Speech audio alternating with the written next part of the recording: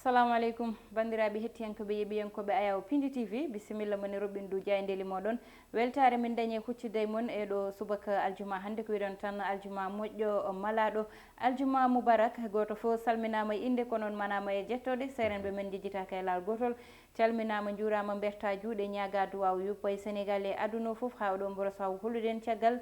jamdumo e nder leydi meɗen Sénégal no subaka fof ko ɓanimon debbo Aissata Ndiaye ne wonde banumgol ko Moussa Niang addande on ko ɓuuri tengtude jayndeli ɗi Baba Moussa no piniɗa no vendredi o waɗi ko noon tigui sen jay min pine dow jaam alhamdulillah vendredi o nanɗo eɗen ñaago Allah kala ko ndewnoɗen hen e nder yontere nde yo jaɓanen ɗum noon ko tatiɗen hen gofɗen hen yo yaafo en ɗum noon waɗa aljuma moƴƴo malaɗo sen yani camin yeeɓiyankoɓe Pindi TV tawateɓe nder e bowal leydi kala ko noon tigui watta mo ganduɗa tigui ko numéro men e nder oɗo semaine hande tigui mantirɗede mabɓe ha ñalomanti noon tigui ko ɓuuri tengtude hande ko noon tigui natal général Moussa Fall ina ɓuuri artude e nder jayde leydi Sénégal on mo ganduɗa ko hepti tigui hoorejo ganduɗa ko gendarmerie national ko kanko de woni ko jaynenkoɓe ɓe ganduɗa ko leydi Sénégal gaddi oɗo subaka sikki ala o ɓami golle caggal tigui nde hoore leydi ndi ardinimo gendarmerie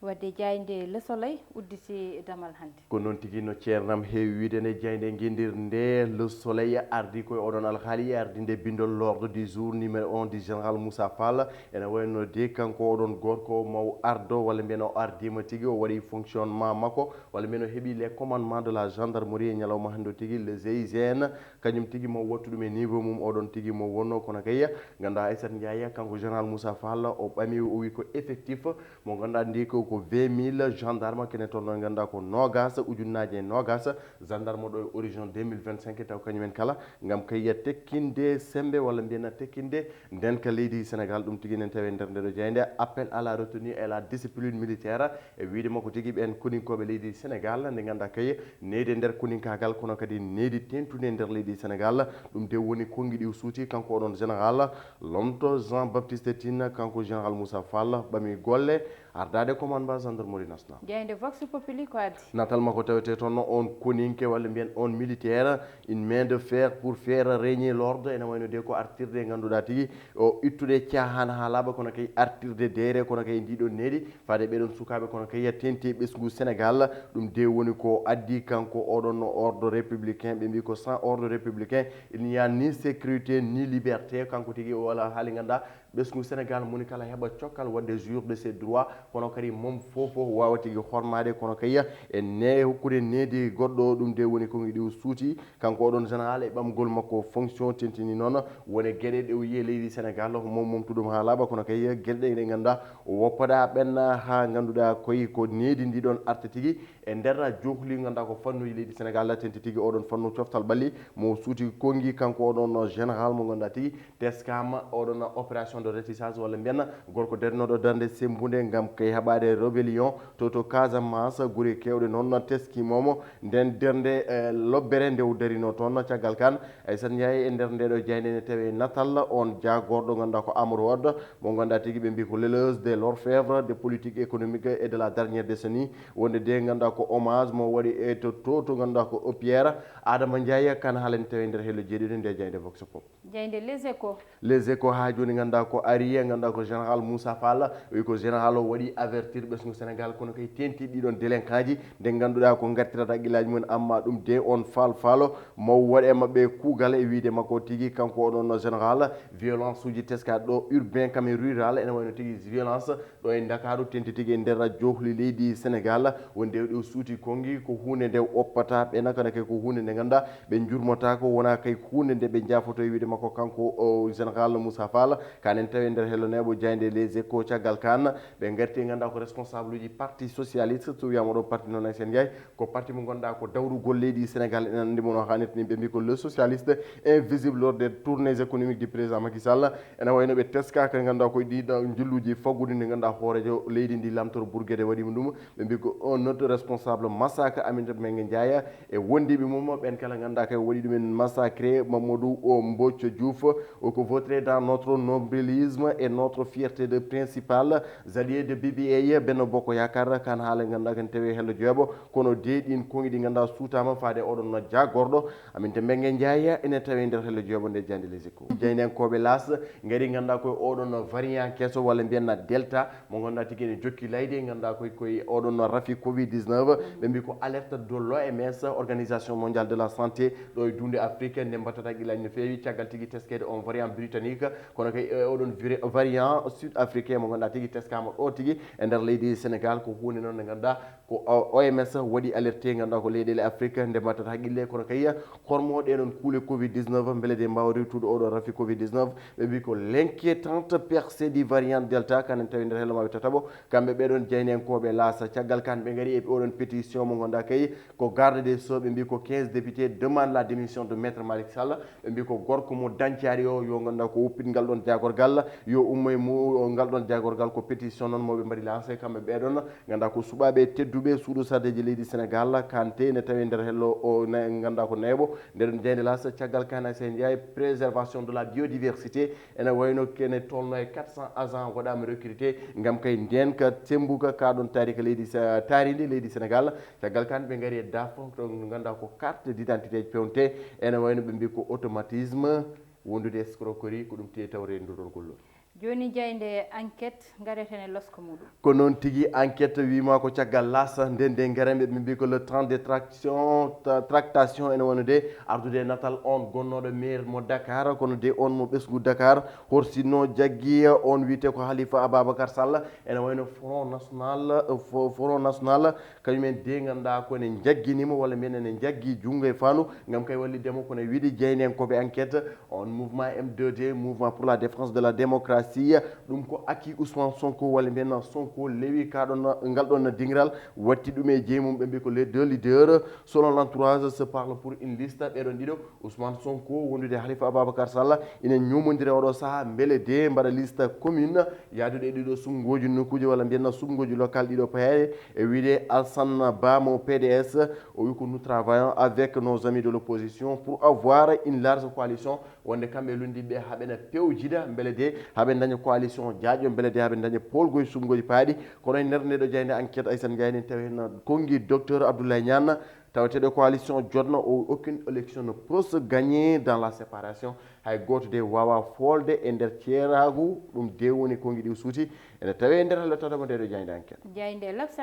l'observateur Aissane Ndiaye waɗi ko losko yañgo walla mbiyenna yilloyi ko ganduɗa koye ngol ɗon lawol ummade Dakar faade Bissau ummade ganduɗa ko lamoto leydi Sénégal yaɓande ganduɗa ko lamoto ndiɗon leydi Guinée nde ganduɗa laamiya ndi noon ko Oumar Sissoko Ambalo ene wayno de ɓe mbi ko trafic sexuel sur l'axe Dakar ɓen tigui rewɓe yeeyoɓe terre mumen ɓe ganduɗa tigui goni koye ngol ɗon lawol umoroɓe Dakar faade ganduɗa ko Guinée Bissau le contenu explosif du rapport du département d'état américain ene wayno ko loskoji ɗi ganduɗa tigui ɓeɗon investigateur en américain ji mbaɗino e ɓeɗon suhaɓe rewɓe ganduɗa ko itteteɓe ɗo e Dakar en nawe Bissau taw kay ko fijirde ɓolere nawata ɗumen walla mbiyen guitte Bissau gadda ɗo e Sénégal taw ko fijirde addi ɗumen ɓe mbi ko diplomatie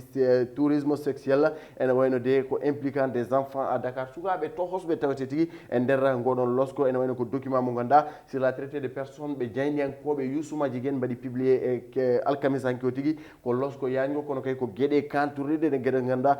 jiidani walla mbiyenna sagani ganduɗa ko diine men walla mbiyenna sagani ɗiɗon mœurs aji leydi Sénégal ko dépravation sociale no mbawɗen sifra ɗum kanen tawi nder hello maɓe nayoɓo caggal kan ɓe gaari enquête préliminaire ganduɗa ko confidence de la militante du PDS oɗon fannu ganduɗa ko dawrugol ɓe mbawa tigui oppuɗum caggal on suko debbo mo ganduɗa ko joom galle makko walla mbiyenno oɗon gorko to Médina tawinomo deuxiéme étage samminimo walla mbiyen werlimo lessa caggal tigui nden wonno e coma walla mbiyen nde wiyatati en réanimation ene wayno oɗon suko debbo ne jokki haalde holto tigui ganduɗa ko ɗeɗon gueɗe dewiri e siftinde kanko oɗon suko debbo ko karimiste ene wayde jeeyat taw ko ganduɗa ko oɗon fannu dawrugol oɗon noon ganduɗa ko différence hakkude makko e oɗon gorko woni sababu werlademo kanen tawi nder hello jeeɓo wonɓe jiɗandude on jayde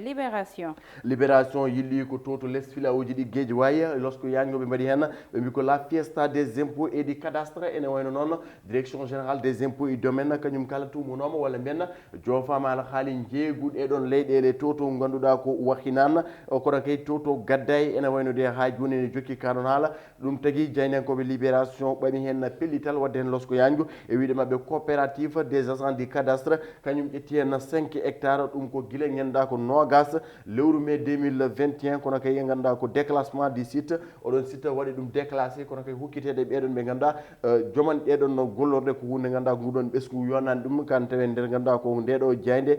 libération caggal kan ɓe mbi ko syndicat des impôts oɗon déside ganduɗa ko ƴetti hen 4 hectares to wahinana ka nimsat 4 hectares to golfe kono kay 6 hectares sen jeeyi woni koɓe ƴetti to gadday kanen tawi nder ndeɗo jayde kamma ɗum ko e nder ganduɗa ko ndeɗo jayde leska ɗon ene tawi hen ganduɗa ko musiba baɗɗo to samkeji ene ganduɗa de o diwan holto heede leydi Sénégal suko debbo noon ko joɗɗo saabu natal makko titi taweteɗo e mooso yongo kono kay Aissata Ndiaye guere face dariɗo kaka o wiyete ko Awa Seck tawaɗo tigui e nder suudu mum ganduɗa kay ene waɗa yarguene seere fitano mum ɓe mbi ko le cœur de sans vie de cette mère de 3 enfants oɗon ko debbo mo ganduɗa o jogui ko ɓesgi walla mbiyenno o jogui ganduɗa ko ɓikkon taton ene wayno de ko guel ɓinguel makko guel duuɓi sappo e goho tawimo de e nder nduɗon suudu dande nde ene woni e ngol ɗon ɓoggol kono kay ne haɓɓe ngal ɗon palal ndunno suudu jaynenkoɓe libération mbi ko holko tagui ganduɗa ko yimɓe cikki ko bartiɗo ene wayde tawan ko baraɗo kan sa loski walla mbiyenna losko ganduɗa kay ko deddeɓe leydi Sénégal ma gadden hen ko leeri ɗum ne tawe nder ndeɗo jayde libération jayde stade uddata damal ɓe gaari koye natal La Roja so wiyama noon ko équipe guendiji mo leydi Espagne kono kay ardude les Diables Rouges so wiyama noon ko équipe guendiji mo leydi Belgique kono kay yadude natal ɓen worɓe ganduɗa kay ko yaltinɓe les boulots de la compétition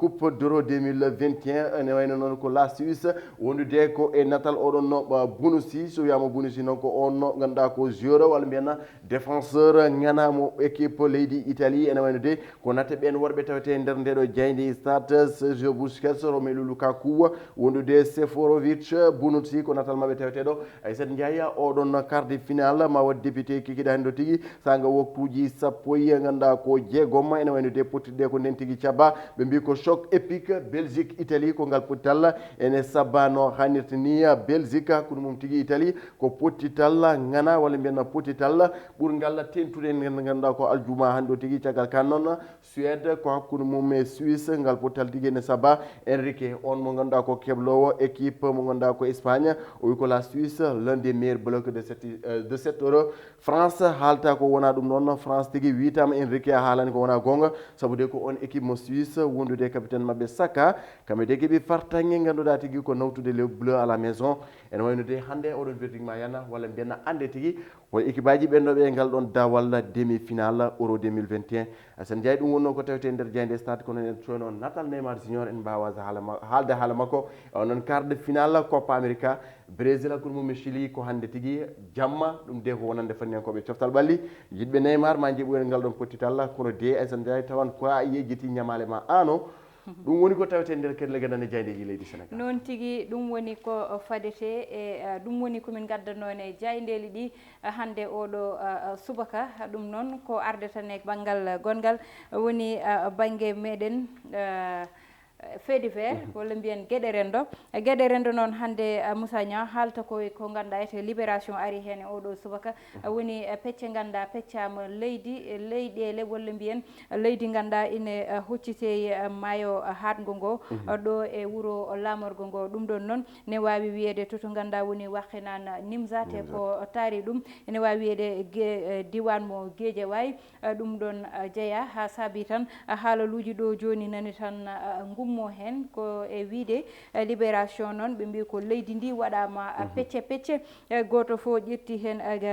gueɗal muɗum ɗum noon syndicat mo impôt kamɓe mataw tan ɓe ƴetti hen hectare uji 4 to wakhinan Nimzat hectare uji 4 kadi to Golf e hectare uji 6 to Gadday ɗum ɗon noon woni ko ganduɗa etene wawi wiyede ko pecce te Moussa Niang ɗiɗon banggueji mataw ne watta tan hoɗɓe ɓe ganduɗa ine dañi hande caɗele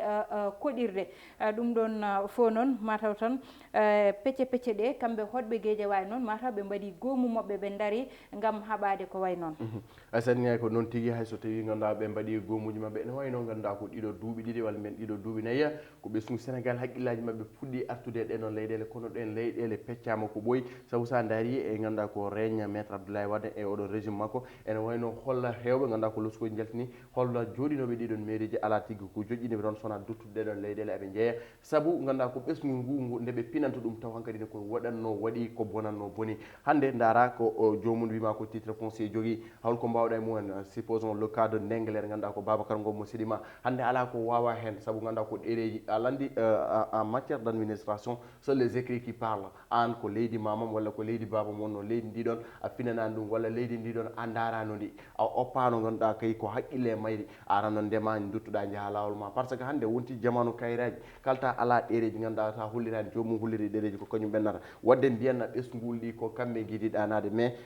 ha joni ganduɗa ko yewtani saabu le peuple va toujours triompher devant l'état du Sénégal ou bien devant n'importe quel régime donc ko wiideɓe ganduɗa ko ɓeɗon ƴettoɓe coppal 4 hectares 5 hectares en cas neɗɗo goto walla kono yimɓe taton ɓesguli foof mbaɗon ɗumen privé ɗinon donné est ce que oɗon haqqe ganduɗa ko innama aade walla mbiyen un homme digne de confiance walla une conscience ganduɗa kene foti ganduɗa ko suusde oɗon haqqe walla mbiyen suusde ɗeɗon gueɗe Aissata Ndiaye ko wadde ɓe ñepto ha joni kamɓe ganduɗa ko dawriyankoɓe leydi Sénégal par ce que mo ala ganduɗa gueɗal état wawa jaggude ɗum ɗo par ce que hande mogoji kolliri e gueɗe baɗe noon